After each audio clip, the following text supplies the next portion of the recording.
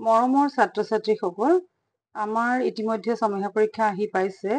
এই পৰীক্ষাত আমাৰ কেইটামান নতুন নটিফিকেশ্যন আহিছে যে পৰীক্ষাটো কেনেকুৱা হ'ব, যে তোমালোকৰ আগন্তুক যি হাফ ইয়াৰলি পৰীক্ষা দি তোমালোকে যিখিনি শিকিবা ঠিক তোমালোকে তেনেকে সাজু হ'ব লাগিব যে তোমালোকৰ HSLC পৰীক্ষাটো তেনেধৰণেই হ'ব। গতিকে তোমালোকৰ যোৱাটো বৰ্ষৰ যি পৰীক্ষা হৈছিল তাৰ লগত অলপ হ'লেও বেলেগ হ'ব।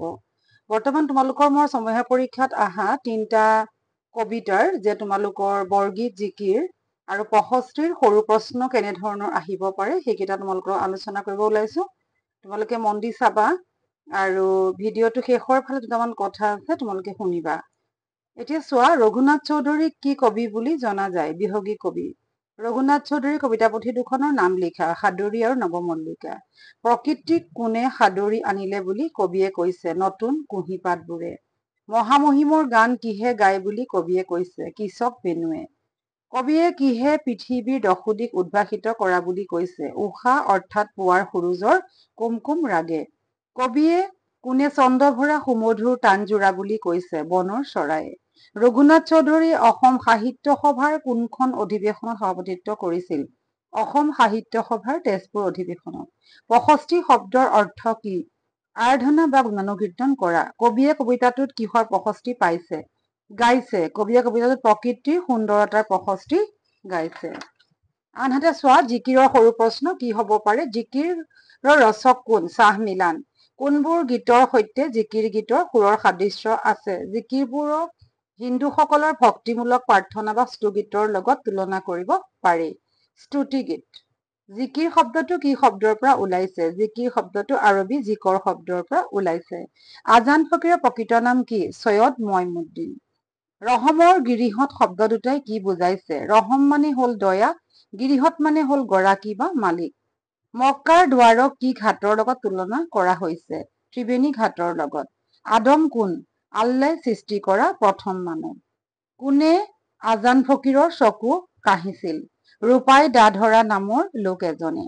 আজান ফকীৰৰ ক'ত মৃত্যু হৈছিল? দিখৌমুখৰ সৰাগুৰি চাপৰিত। ইয়াৰ পিছত আকৌ চোৱা, বৰগীতৰ সৰু প্ৰশ্ন। তোমাৰ পাঠ্যপুথিৰ অন্তৰ্গত বৰগীতটিত কবিয়ে বান্ধৱ বুলি কাক সম্বোধন কৰিছে? ভগৱানক। তোমাৰ পাঠ্যপুথিৰ অন্তৰ্গত শ্ৰী শ্ৰী মাধৱদেৱৰ বিৰচিত বৰগীতটো কি ৰাগৰ? বসন্ত। মাধৱদেৱৰ সাহিত্যিক জীৱনৰ কীৰ্তিস্তম্ভ কি? নামঘোষা। কবিয়ে বান্ধৱ বুলি কাক সম্বোধন কৰিছে? ভগৱানক। মোহপাশ মানে কি? সংসাৰৰ মায়াৰ আৱৰি থকা। মাধৱদেৱৰ জন্ম কেতিয়া হৈছিলে?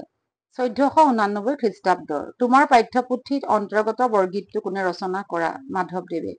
কবি কিহত আতুৰ হোৱা বুলি কৈছে? কবি মাধৱদেৱ সাংসাৰিক দুখ বিষয়বাসনত আতুৰ হোৱা বুলি কৈছে। মাধৱদেৱৰ মাক দেউতাকৰ নাম কি আছিলে? পিতৃৰ নাম গোবিন্দগিৰি ভূঞা আৰু মাতৃৰ নাম মনোৰমা। মাধৱদেৱৰ বিৰচিত বৰগীতৰ সংখ্যা কিমান? 157টা। মাধৱদেৱৰ এখন নাটৰ নাম লিখা। চোৰ ধৰা। মাধৱদেৱে ৰামায়ণৰ কোনটো কাণ্ড ৰচনা কৰিছিল? আদিকাণ্ড ৰামায়ণ। ৰাজসুই কাব্যৰ ৰচক কোন? মাধৱদেৱ। বৰগীতৰ মাধৱদেৱৰ বৰগীতসমূহত ঘাইকৈ কি ৰস প্ৰকাশিত হৈছে? বাৎসল্যৰ দাস্য। নামঘোষাৰ আন এটা নাম কি? হাজাৰী ঘোষা। নামঘোষা গ্ৰন্থখনক কিয় হেজাৰী ঘোষা বুলি কোৱা হয়? 1000টা ঘোষা থকা বাবে ইয়াক হাজাৰী ঘোষা বুলি কোৱা হয়। মাধৱদেৱৰ বিৰচিত নাটক কেইখনক কি বুলি কোৱা হয়? ঝুমুৰা। মৰমৰ ছাত্ৰ-ছাত্ৰীসকল, তোমালোকক মই এইকেইটা কবিতাৰ সৰু প্ৰশ্নবোৰ দিছো, কাৰণ তোমালোকৰ সৰু প্ৰশ্ন বহুত আহিব। আনহাতে তোমালোকৰ এই ছমহীয়া পৰীক্ষাত কেইটামান তোমালোকৰ আৰু কথা আহিছে, খবৰ আহিছে। মই তোমালোকক এইকেইটা জনাম নেক্সট ভিডিঅ'ত। তোমালোকে বৰ্তমান এই সৰু প্ৰশ্নবোৰ চাবা আৰু হাফ ইয়াৰলি পৰীক্ষাত তোমালোক সাজু হোৱা, যে তোমালোকে হাফ ইয়াৰলি পৰীক্ষাত খুব ভালকে পাছ কৰিবই লাগিব। গতিকে মনোযোগ দিয়া, খুব সোনকালৰ পৰা পৰীক্ষা আৰম্ভ হৈ আছে, তোমালোকে পঢ়া।